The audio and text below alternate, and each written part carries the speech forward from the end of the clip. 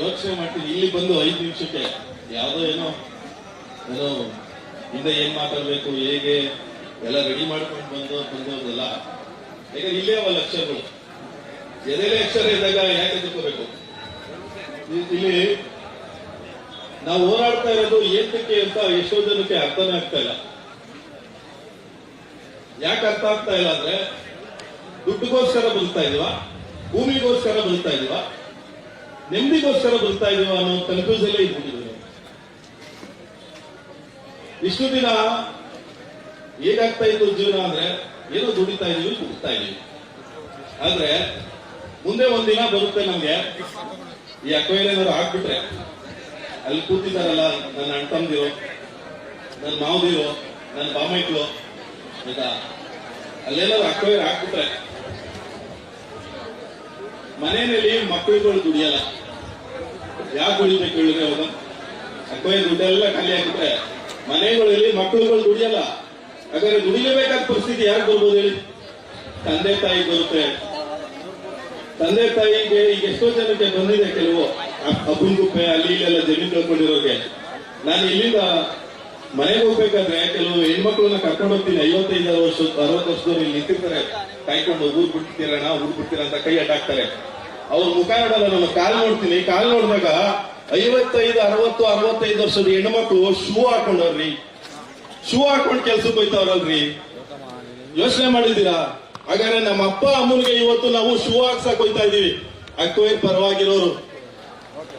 ನಿಜ ತಾನೇನ್ರಿ? ಅಪ್ಪ ಅಮ್ಮನಿಗೆ ಶೂ ಹಾಕ್ಸ್ತೀವಿ ನಾವು.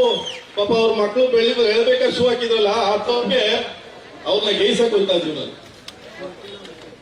ಎರಡೇ ಮಾತು, ಪಾಪ ನಮ್ಮ ಈ ಒಂದು ಏನು ಬೃಹತ್ ಯೋಜನೆಗೆ ಸೂತ್ರಧಾರರು ಅವರೇ, ಯಾರು ಅಲ್ಲ, ಡಿ.ಕೆ. ಸುರೇಶ್ ಅವರು. ಆಯ್ತಾ, ನೆನ್ಕೊಂಡಿರ್ಬೋದು ಡಿ.ಕೆ. ಶಿವಕುಮಾರ್ ಅಂತ, ಅವ್ರದ್ದೇನು ಅಲ್ಲ, ಡಿ.ಕೆ. ಸುರೇಶ್ ಅವರೇ ಸೂತ್ರಧಾರರು. ಅವರು ಹೇಳ್ತಾ ಇದ್ರು, ಹಸಿರು ಸಾಲ ಹಾಕೊಂಡು ಇಲ್ಲೆಲ್ಲ ಸೊಳ್ಳೆ ಕಟ್ಸ್ಕೊಂಡು ಅಲ್ಲಿಲ್ಲ ಕೂತಿದ್ವಲ್ಲ ನಾವು, ಈ ಕೂತಿರೋರ್ನೆಲ್ಲ ಏನಂತ ಹೇಳಿದ್ರು?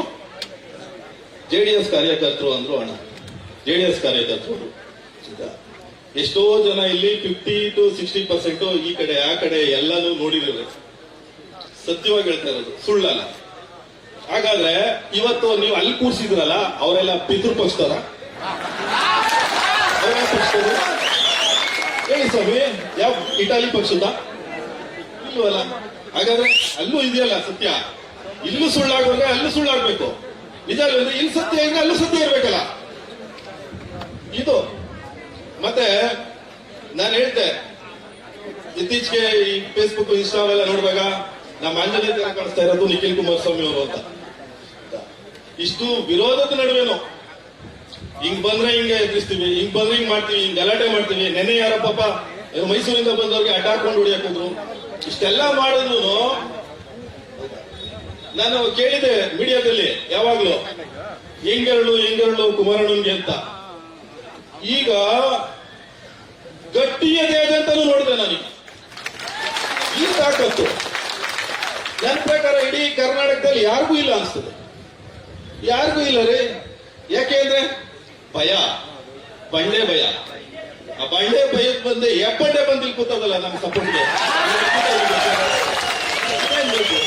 ಹಿಂಗೇಳೆ ನಾನು ಎಷ್ಟೋ ಸರಿ ನಾನೇ ನೋಡಿದಾಗ ಕುಮಾರಣ್ಣವರು ಅಳ್ತಾ ಇರೋದು ಅವನ್ನೆಲ್ಲ ನೋಡುವಾಗ ರೈತರ ಪರವಾಗಿ ನಾನೇ ಹೇಳಿದಲ್ಲ, ನಾನೊಬ್ಬ ಮಕ್ಕಳಿಗೆ ಮಾಡಿರೋ ನನಗೆ ಹೇಳಿ ಬರ್ತಾದೆ ಅಂದ್ರೆ, ಇನ್ನ ಪುಣ್ಯಾತ್ಮನ್ಗೆ ನಾವು ಆಡ್ಕೊಳಕ್ ಹೋದ್ರೆ ನಮ್ಮ ಮನೆಗಳು ಉದ್ಧಾರ ಆಯ್ತವೇನ್ರಿ? ನಮ್ಮ ಮನೆಗಳು ಉದ್ಧಾರ ಆಯ್ತಾವ? ಯೋಚನೆ ಮಾಡ್ರಿ ನೀವು. ಇನ್ನೊಂದು, ನಾವಿಲ್ಲಿ ಬದುಕ್ತೀವೋ ಸಾಯ್ತೀವೋ ನಮ್ಗೆ ಗೊತ್ತಿಲ್ಲ. ನೆನೆ ಒಂದೇ ಒಂದಿನ ಇಲ್ಲಿ ಕೂತ್ಕೊಂಡಿದ್ದೋ, ಹೋರಾಟ ಮಾಡ್ತಿದ್ದೋ, ಅನ್ನ ರಸ ಮಾಡಿಸಿದ್ವು ನಾವು. ಪಾಪ ಅವ್ರು ಬಿರಿಯಾನಿ ಮಾಡಿಸಿದ್ರು, ಏನೇನೋ ಪಾರ್ಟಿಗಳೆಲ್ಲ ಕೊಡ್ಸಿದ್ರು. ಆಯ್ತಾ, ನೆನ್ನೆನೆ ನೋಡಿ, ಸುಳ್ಳು ಯಾವುದು ಸತ್ಯ ಯಾವುದು? ಸುಳ್ಳು ಯಾವ್ದ್ರೆ ಸತ್ಯ ಯಾವ್ದ್ರೆ ಸಮಾಜಕ್ಕೆ ಇಲ್ಲೇ. ಆಯ್ತಾ, ನಾವು ಸತ್ಯವಂತರಾಗಿದ್ದೀವ, ಅವರು ಹೇಗಾಗಿದ್ದಾರೆ ಆಯ್ತಾ. ಇನ್ನೊಂದು ಖುಷಿ ವಿಷಯ ಏನಾಯ್ತು ನನಗೆ ಅಂದ್ರೆ, ಇತ್ತೀಚೆಗೆ ಅವ್ರು ಬಂದಿಲ್ಲಿ ಕೂತಿರೋದು ಪಾಪ ಬಂಗ್ಲೆಗಳಲ್ಲಿ ರೆಸಾರ್ಟ್ಗಳಲ್ಲಿ ಮೀಟಿಂಗ್ಗಳು ಮಾಡ್ತಾ ಇದ್ರು. ಈಗ ಕರ್ಕೊಂಡ್ ರೋಡ್ ಕೂರ್ಸಿದ್ದೀವಲ್ಲ, ಅದಕ್ಕಿಂತ ದೊಡ್ಡ ಯಾವ್ದಾರ ಕರ್ಕೊಂಡ್ ರೋಡ್ ಕೂರ್ಸಿದೀವ. ನಾವು ಅನುಭವಿಸ್ತಾರೋ ಅವರು ಅನುಭವಿಸ್ತಾರೆ. ನೀವ್ ಏನಾದ್ರು ಬೈರಿ ಅವ್ರಿಗೆ, ಏನಾದ್ರೂ ಬೈರಿ, ಒಂದು ಚೂರು ಫೀಲ್ ತಗೊಳ್ಳಲ್ಲ. ಯಾಕೆಂದ್ರೆ ನಿಡ್ಗಂಟು, ನಮ್ಮ ಮಂಗನ ಹೇಳ್ದಂಗೆ ನಿಡ್ಗಂಟು ದೊಡ್ಡ ಗಂಟದಲ್ಲಿ ದೊಡ್ಡ ಗಂಟು ಇದ್ದಾಗ ನೀನ್ ಮನೆಗೆ ಬಂದು ನುಗ್ಗಿ ಏನಾರು ಮಾಡು ಬಯಸ್ಬೋದು. ಆ ಮನಸ್ಥಿತಿ ಕೊಟ್ಟೋಗ್ಬಿಟ್ರೆ ಈಗ ಇಲ್ಲಿ ಕೂತಿರೋ ಜಮೀನಲ್ಲೇ ಲಾಭ ಮಾಡ್ಬೇಕಲ್ಲ ಅವರು, ಬೇರೆಯವ್ರ ಜಮೀನಲ್ಲಿ ಲಾಭ ಮಾಡ್ಬೇಕಾಗ್ತದ್ರಿ. ನಮ್ ಮನೆ ಹಾಳು ಮಾಡಿ ನೀವು ಚೆನ್ನಾಗಿರ್ಬೇಕಾ? ನಮ್ ಮನೆ ಹಾಳು ಮಾಡಿ ನೀವು ಚೆನ್ನಾಗಿರ್ಬೇಕಾ? ಹೇಳಿ ಆಯ್ತು, ಸಿಂಪಲ್ ಆಗಿ ಹೇಳ್ಬಿಡ್ತಾ ಇದೀನಿ. 7,400 ಎಕರೆ ಜಮೀನು, 7,000 ಸತ್ಯವಾಗಿ ಹೇಳ್ತಾ ಇದೀನಿ. ಕುಮಾರಣ್ಣ ನಿಮ್ಗೆ ಗೊತ್ತು, GPDA ಅನ್ನೋದು ಸರ್ಕಾರನೇ ಅಲ್ಲ, GPDA ಅನ್ನೋದು ಸರ್ಕಾರನೇ ಅಲ್ಲ. ಹಾಗಾದ್ರೆ ಸರ್ಕಾರದ ಅಕ್ವೈರ್ ಅಲ್ಲ ಇದು. ಇದನ್ನ ನಮ್ಮ ಹತ್ರ ಕಿತ್ಕೊಂಡು ಯಾರು ಮಾಡ್ತಾ ಇದೀರಿ ನೀವು? ಬಡವ ಬಗ್ಗರಿಗೆ ಜಮೀನ್ ಕೊಡ್ತಾ ಇದ್ದೀರಾ? ಇಲ್ವಲ್ಲ. ಅಥವಾ ಯಾರು ಬೆಂಗಳೂರಿಂದ ತುಂಬಾ ಬರ್ತಾರಲ್ಲ ಅವ್ರಿಗೆಲ್ಲ ಸೈಟ್ಗಳು ಹಂಚಿಕೆ ಮಾಡ್ತಾ ಇದ್ದೀರಾ? ಇಲ್ವಲ್ಲ. ಅಥವಾ KEDB ತರ ಲೀಸ್ ಏನಾದ್ರು ಕೊಡ್ತಾ ಇದ್ದೀರಾ? ಸರ್ಕಾರದ್ದೇ ಆಸ್ತಿ ಉಳ್ಕೋತಾ ಇದೆಯಾ? ಇಲ್ಲಿ ಏನ್ ಮಾಡ್ತಾ ಇದೀರಿ? ಪ್ರೈವೇಟ್ ಅವ್ರಿಗೆ ಮಾರ ಕೊಟ್ಟಿದ್ದೀರಿ ನಮ್ಮ ಹತ್ರ ಕಿತ್ಕೊಂಡು, ಅಷ್ಟೇ ತಾನೆ. 2 ಕೋಟಿ ನಮ್ಮ ಹತ್ರ ಕಿತ್ಕೊಳ್ಳೋದು, ಒಂದು 50 ಲಕ್ಷ 1 ಕೋಟಿ 1 ಎಕರೆ ಖರ್ಚು ಮಾಡೋದು, 3 ಕೋಟಿ ಏನೋ ಈಗ ಖರ್ಚು ಮಾಡಕ್ಕೆ ಸಾಲ ಕೂಡ ತಂದಿರೋದು ಸರ್ಕಾರ. 1 ರೂಪಾಯಿ ಕೊಟ್ಟಿಲ್ಲ BDA ಅಥವಾ ಹುಡ್ಕೋ ಕಂಪನಿಯಿಂದ. ಹಾಗಾದ್ರೆ 1 ಎಕರೆಗೆ ಅವ್ರು ಖರ್ಚು ಮಾಡ್ತಾ ಇರೋದು 3 ಕೋಟಿ, ನಮ್ ಕೊಡ್ತಾ ಇರೋದು 2 ಕೋಟಿ.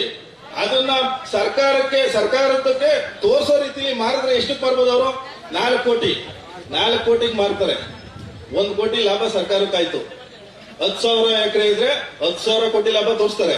ಹಾಗಾದ್ರೆ 4 ಕೋಟಿಗೆ ಮಾತ್ರ ಮಾರ್ತಾರ ಸರ್ಕಾರದವರು. ನಮ್ಮ ಮನೆಗೆ ಎಷ್ಟು ತಂದು ಕೊಡ್ಬೇಕು 1 ಎಕರೆಗೆ ಅಂತ ಹೇಳ್ತಾನೆ ಪುಣ್ಯಾತ್ಮ. ಹಾಗಾದ್ರೆ 7,000 ಎಕರೆಗೆ ಕಡಿಮೆ ಅಂದ್ರೆ 1 ಎಕರೆಗೆ 3 ರಿಂದ 4 ಕೋಟಿ ಮಡಿಕೊಂಡ್ರೆ ಪುಣ್ಯಾತ್ಮ ಎಷ್ಟು 1,000 ಕೋಟಿ ಆಯ್ತು? ಆ 1,000 ಕೋಟಿನಲ್ಲಿ ಇವತ್ತು ಮನೆ ಕೆಲಸ ಮಾಡಕ್ಕೆ, ಇಲ್ಲೆಲ್ಲ ಡಿವೈಡ್ ಅಂಡ್ ರೂಲ್ ಪಾಲಿಸಿ ಮಾಡಕ್ಕೆ ಒಂದಷ್ಟು ಜನ ಏನಂತ ಹೇಳ್ತೀರಿ ನೀವು? ಏಜೆಂಟ್ರು, ಕಮಿಷನ್ ಏಜೆಂಟ್ರುಗಳನ್ನ, ರಿಯಲ್ ಎಸ್ಟೇಟ್ ಏಜೆನ್ಸಿಗಳನ್ನ ಇಟ್ಕೊಂಡವ್ರಲ್ಲ, ಅವರು ಯಾಕೆ ಬಯಸ್ಕೋತಾವ್ರ ಹೇಳಿ? ಈ ನಿಡ್ಗಂಟು ಅವನಿಗೆ 1,000 ಕೋಟಿ ಬಂದ್ರೆ ನೀನ್ 100 ಕೋಟಿಗಳನ್ನ, ನೀನ್ 100 ಕೋಟಿ ಇರೋ ನನ್ನ ಅರ್ಗಲ್ಲಿ ಇರೋಂಗೆ ನಿಮ್ಗೆ 3 ಕೋಟಿಗಳನ್ನ ಅಟ್ಲೀಸ್ಟ್ ಸಿಗಲ್ವಲ್ರಿ? ಸಿಗ್ತದ ಸಿಗಲ್ವಾ? ಹಾಗಾದ್ರೆ ನನಗೂ ಒಂದು 5 ಕೋಟಿ ಕೊಟ್ಟಿದ್ರೆ ನಾನೇ ಇಲ್ಲಿ ನಿಂತ್ಕೋತಿದ್ದೆ, ನಾನು ಅಲ್ಲೇ ಹೋಗ್ಬಿಡೋನೆ. ಆದ್ರೆ ಕೋಟಿ ಬಗ್ಗೆ ಯೋಚನೆ ಯಾವತ್ತೂ ಮಾಡ್ದವಲ್ಲ ನಾನು. ಏನೋ ಬದುಕ್ತಾ ಇದೀವಿ, ಒಂದಿನ ಸಾಯ್ತೀವಿ, ನೆಮ್ಮದಿಯಾಗಿರ್ಬೇಕಷ್ಟೇ. ಅದ್ಬಿಟ್ಟು ಇನ್ನೇನದ ಜೀವನದಲ್ಲಿ ಏನು ಇಲ್ವಲ್ಲ. ನಮ್ಮಪ್ಪ ನಮ್ಮವ್ವ ನನ್ನ ಹೆಂಡತಿ ನನ್ನ ಮಕ್ಕಳು ನಮ್ಮ ಅಕ್ಕ ನನ್ನ ಬಾಮೈಕ್ಳು ಅಂತ ಆರಾಮಾಗಿದ್ದಾರಲ್ಲ. ಇವತ್ತು ಈ ಮಟ್ಟಕ್ಕೆ ನೀವು ಬಂದು ಆ ನಿಡ್ಗಂಟೆ ಎತ್ಕೊಂಡ್ ಬಂದ್ಬಿಟ್ಟು ನೀವು ಡಿವೈಡ್ ಅಂಡ್ ರೂಲ್ ಪಾಲಿಸಿ, ಯಾರು ಲಾರ್ಡ್ ಕರ್ಜನ್ ಮಾಡಿದಂಗೆ ಬ್ರಿಟಿಷರ ಆಳ್ವಿಕೆ ತರ್ತಾ ಇದ್ದೀರಲ್ಲ ಸ್ವಾಮಿ. ಇದಕ್ಕಿಂತ ಉಚಿತನ ಏನು ಇದೊಂದು ಯಾವ್ದಾದ್ರು ಇದೆಯಾ? ಸೊ ನನಗೆ ಇನ್ನೂ ಮಾತಾಡ್ಬೇಕು ಅನ್ಸುತ್ತೆ. ಅಣ್ಣ ಮಾತಾಡ್ಲಿ, ಅದಕ್ಕೋಸ್ಕರ ನಾನು ಮಾತನಾಡಿಸ್ತಾ ಇದ್ದೀನಿ.